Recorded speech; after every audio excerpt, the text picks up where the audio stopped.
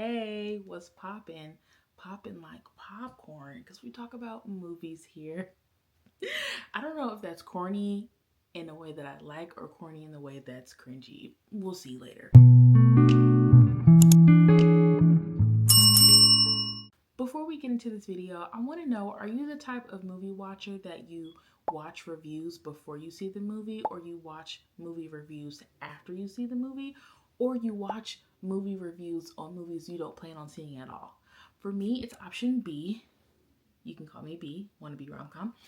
And I want to go into a movie without anyone else's opinions first, watch it, sit in it, resonate, formulate my own opinions, and then see what the people are saying. So I just watched The Last Showgirl starring Pamela Anderson, Jamie Lee Curtis, and Billy Lord, directed by Gia Coppola.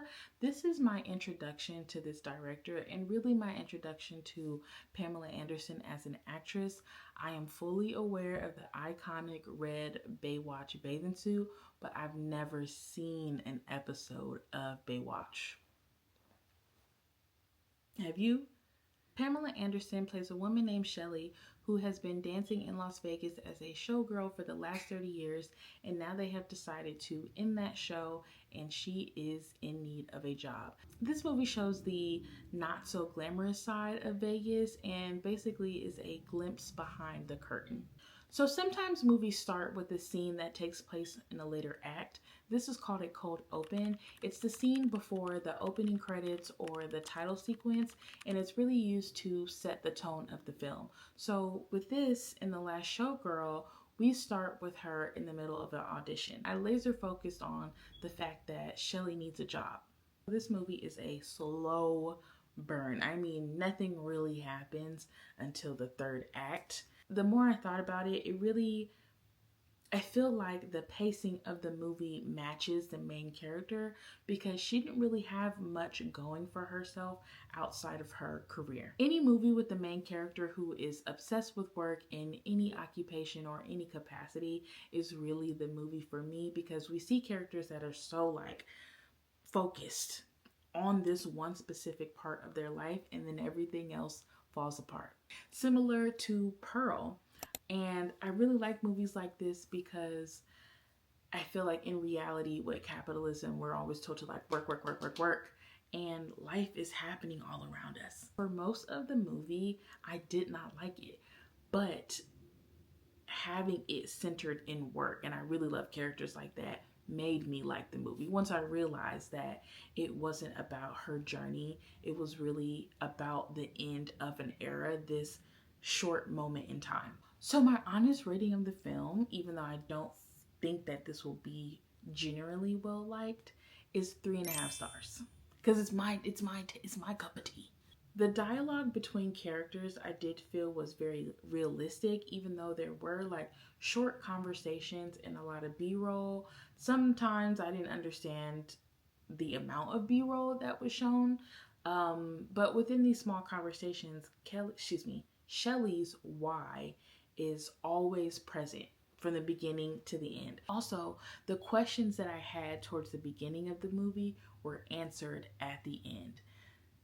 In some places, I think it's fun to keep me guessing, but this movie is basically a character study. More important than the plot is who she is as a person. This has a artistic feel to it based off of the color grading and what they're showing. There was a point where I'm like, if this is The Last Showgirl, then I want to see some more dancing. The dancing that was shown was connected to a previous conversation, and so I liked that. It made sense. You gotta put it all together at the end. We're getting crumbs throughout, and at the end, it all makes sense. I like the themes that are shown here. First of all, if you're new here, I love The Substance. Made a video about The Substance. I will never stop talking about The Substance. The Substance was nominated for 5 Oscars. That's huge for horror movies.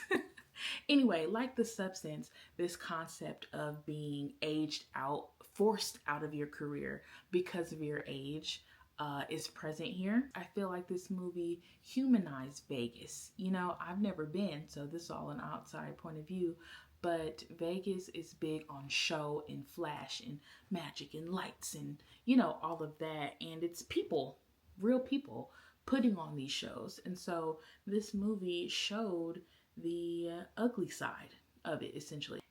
At what point do you decide that you like a movie or you dislike a movie? If you're 10 minutes in and you're liking a movie, can the director, can the actors, can the setting, can the music keep your attention and your likeness for an hour and a half, for 2 hours? Or for me in this case, I wasn't liking it for like 45 minutes, and past then it started to go up for me.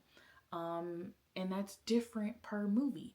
I watched Carrie recently and I was in 10 minutes and it kept me.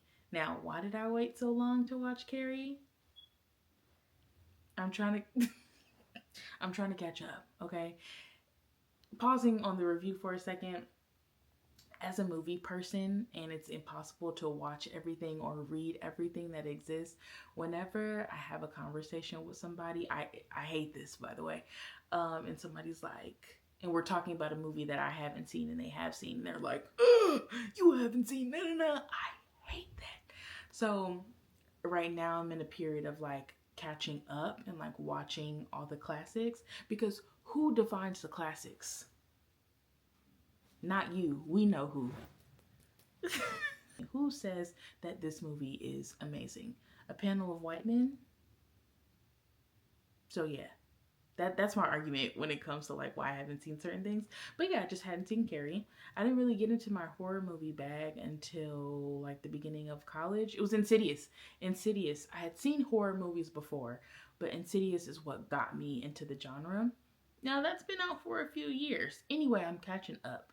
But with Carrie, it had my attention immediately and it kept it. But I like The Last Showgirl because although it had my attention, I wasn't in love with what I was seeing, but that changed as the movie went on. And I think that's really cool. Based off what I shared on the movie, let me know if this is something that you would see yourself. Also, comment below the last movie that you watched. I love to know.